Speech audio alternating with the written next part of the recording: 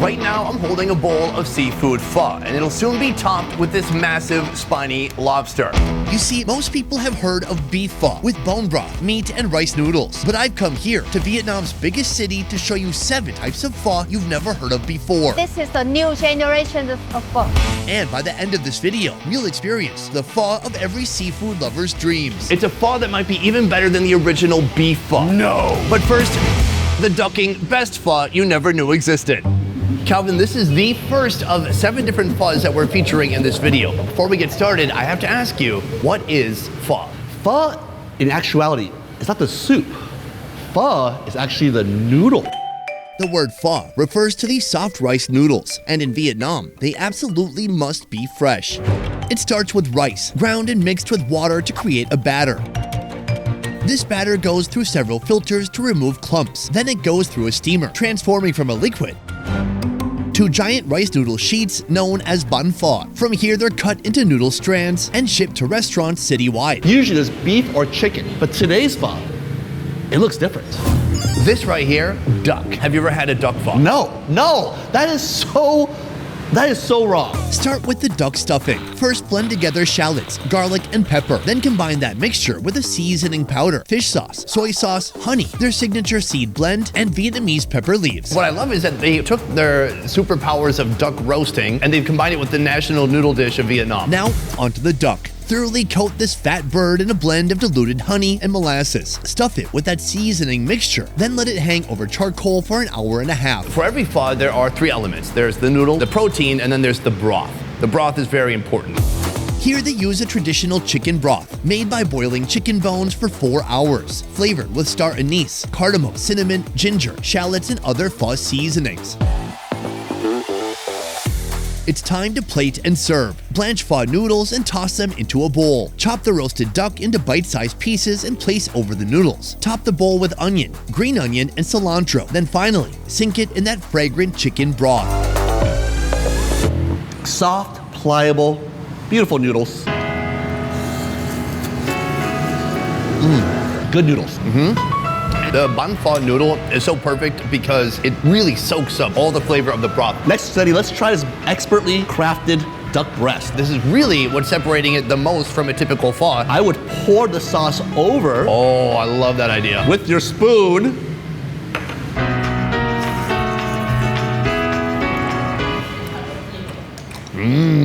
I never ate a single duck until I came to Vietnam. And I came here and I thought, this is a meat that's been missing from my life and from my mouth. It tastes delicious. I love duck also. I like where the chef is going. It's very inventive. I love the duck breast. It's perfectly roasted. It works well in the broth. It would have been interesting if they used duck bones. So Calvin, this is just pho number 1 out of 7 different types of pho. We're gonna be trying many different iterations of this dish today. Dishes that not even you knew existed. It sounds delicious. But we have too many locations to go to today. So helping us on our mission, Thuyen. As an American, I attest that everything is better deep fried. But can we do that with rice noodles? Let's answer that by trying a fried omelet pho. From the visual, I think it's totally different from what I know. There's no soup. Meet Thuyen. Again, she's a Saigonese food enthusiast who's joined us on countless food adventures. And soon, she'll experience Chef Yung's omelet pho. I'm adding egg to the pho noodles to make the strands separate, so when fried, they get crispier. Spreading the pho noodles evenly across the pan makes them even crispier. 5 years of experience are required in order to cook up this version of pho. At least that's what the chef says. After the noodles have crisped up, more egg joins the pan. Then soon after, she takes out the pho noodles. In a new pan, add oil, garlic, and beef. Stir fry along with their signature sauce made of beef stock, fried garlic, seasoning powder, and fish sauce. Stir some more, then add soy sauce, tomatoes, onions, and mustard greens. Plate up the stir-fried beef and bring over those crispy, deep-fried pho noodles. The dish is complete. Let's enjoy it together. I'm quite confused how I'm gonna eat it. I'm just gonna freestyle it. I think I'm gonna try this first without the sauce.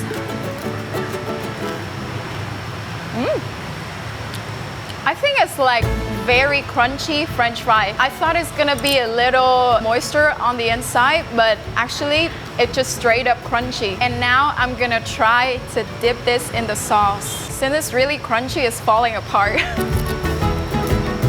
I can taste a little bit of tomato and then other veggies as well. Quite savory, quite beefy. And now we're gonna try a bite of everything. The sauce kind of coats the deep fried noodle, and then together I think it's a very flavorful bite. I see that they give me a sauce on the side, so I'm gonna try that now. I think it's fish sauce with some pickle radish. This is a game changer. The reason why is this one is crunchy, a little oily because of the pickle radish. It gave a little bit of the acid. It's a much more balanced bite for me. But yeah, I still cannot wrap my head around, you know, when I hear the word pho. Never in my mind that I can imagine something like this. Seeing as Thuyen liked her fried pho, Calvin and I are trying it ourselves. However, our version doesn't come in the shape of a noodle.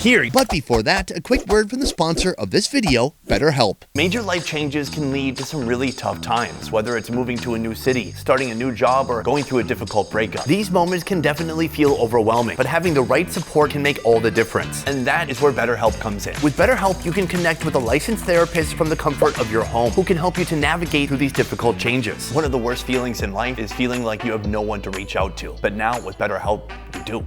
Like all of you, I've been through some big challenges in my life. I've been fired from a job, I moved to a new continent, and even now I still have times where I need someone to talk to. Having a supportive ear is crucial. BetterHelp provides that support, offering a safe, accessible, and comfortable space to share your thoughts and feelings. Also, every BetterHelp therapist is licensed, holds a master's or doctorate degree, and has over 3 years and 1,000 hours of experience helping people like you. Finding the right support with BetterHelp is simple. Start by completing a brief questionnaire to find a therapist who fits your needs and preferences. Once matched, choose to connect by phone, video, or chat at a time that suits you. And if you feel your therapist isn't the perfect match, switching is hassle-free and at no extra cost. It's that easy. For somebody watching now, you know that you need to make a change, but you've been putting it off. Well, BetterHelp is here to help. To get started, go to betterhelp.com/besteverfood or select Best Ever Food Review Show upon sign up to get a special discount on your first month of therapy. Don't wait, don't hesitate, make the move now. Go to betterhelp.com/besteverfood and start your journey today. Now, back to the show. You're serving a special type of pho that many wouldn't even recognize as being pho. It's called Phở trên phòng, actually. Here's restaurant owner Tao showing us the pho pillow recipe that she perfected. What does that mean? Rice noodle that are fried, that puff up. In Vietnamese, it seems so fast, but in English, it's about 15 words, huh? This pho doesn't feature the rice noodle strands that you're used to, but rather full rice sheets known as bun pho. So what you do here is you cut the bun pho into squares. Then you deep fry it, and then it becomes a bowl pocket, almost like a pillow. Oh, I like that. Is this really pho? Yes, of course, you can think that this is a new generation of pho. Oh. The pho pockets are accompanied by stir-fried beef. In a pan, add oil, garlic, julienne carrots, and bok choy stems. Then let that cook with a beef broth made from beef bones. Now throw in bok choy leaves and marinated beef slices. Finally, an ingredient only seen in this type of pho, tapioca starch. The starch allows the blend to thicken up before it's moved to a serving bowl. Now place those puffy pockets of pho around the meat. This is a Hanoian dish. This is from the north. Here in the south, it's starting to gain traction. I think this is going to be the new way that everybody eats pho. That's a bold statement. There's only one place to start, and that is with the fried pho. I'm holding it in my fingers. I can already taste it through my fingertips. I can feel that it's crunchy, crispy, crackling. Can't wait. Oh, I love the texture. I love that big open air pocket there. This is expertly fried, not oily, but it still keeps that beautiful crunchiness outside. It's such a satisfying bite. It tastes like toasted rice. It does. Below, we have the broth. The swash. I think we should just give that a shot before we combine the two. It really brings a sense of comfortness. And it's like my grandmother came and hugged me and told me, I know those kids stole your shoes and your wallet and your money, but it's gonna be okay. We should take a Poached pillow And put this stuff inside? Yes. Tostito has nothing on us. Oh, that's looking nice. The best of both worlds have combined into one amazing flavor. You've got the texture with the fried pho pocket, and then you've got that delicious beefy savoriness with what's almost become a gravy at this point. Love it. Here, somebody was being really inventive. Somebody thought outside the box. Next up, a version of beef pho infused with an ancient aphrodisiac. This is a pho with artichoke. This is not your grandma's pho. The pho noodles are made with rice batter, mixed with the unlikely addition of red artichoke extract, turning the noodles from white to pink. And here's Chef Minh, inventor of this recipe-bending pho, performing his noodle magic. I'm going to first blanch the noodles to enhance their elasticity when served to guests. Next, I'm getting toppings. Our biggest bowl includes everything, starting with raw beef, then tendon, then brisket, and 2 specialties of my restaurant, which are steamed artichoke stems and beef rib. Since the rib is huge, I'm gonna cut it up. Add some green onions and normal onions. Finally, the broth. This special broth is made with beef bones, brisket, and artichoke stems, giving it a unique sweetness. Artichoke gives you a lot of health benefits. It gives you a lot of vitamin C, but I'm gonna try this to see if it tastes different.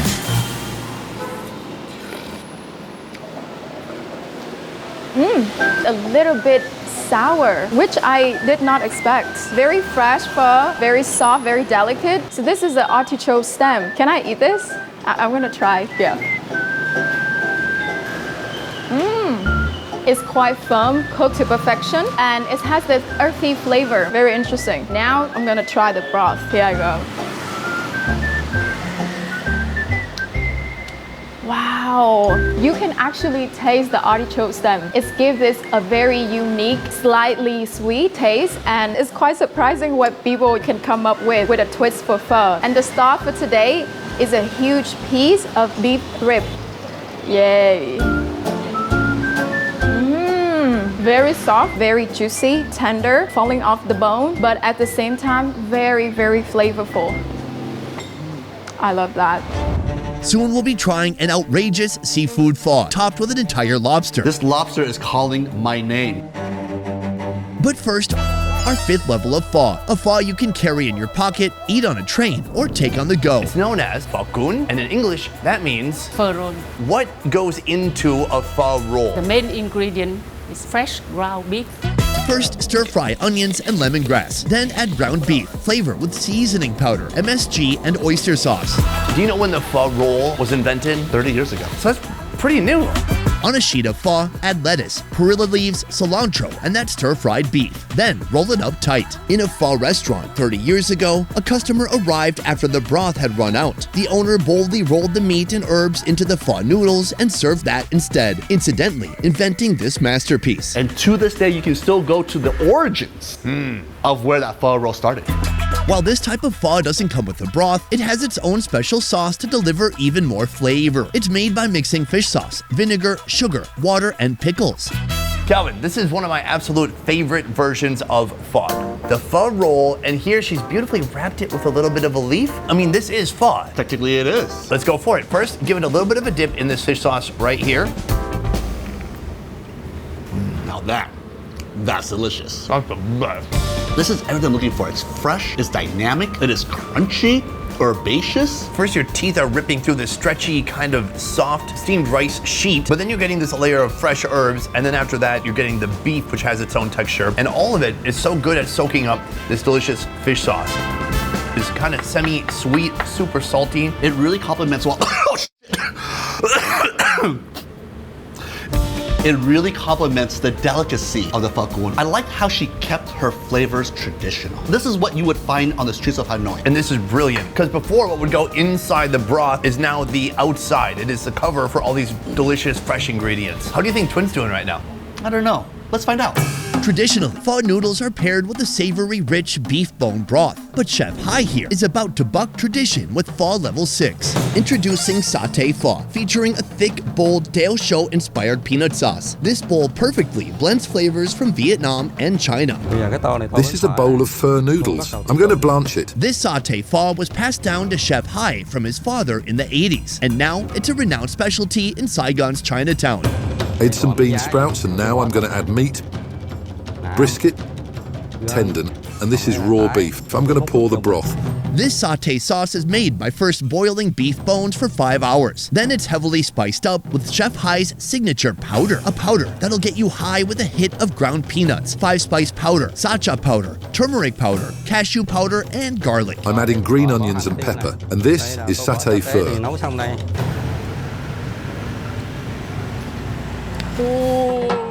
The The first thing that I've noticed is a very rich, creamy sauce. It's very thick, a tiny bit spicy. It still has some pieces of the crushed peanut, which make the texture very, very special.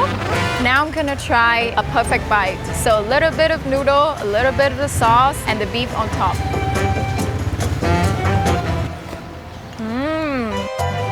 Wow, it still had the noodle, the beef, but the broth make it so different from the traditional version that we all know. And now it started raining really heavy, so, you know, I'm gonna go.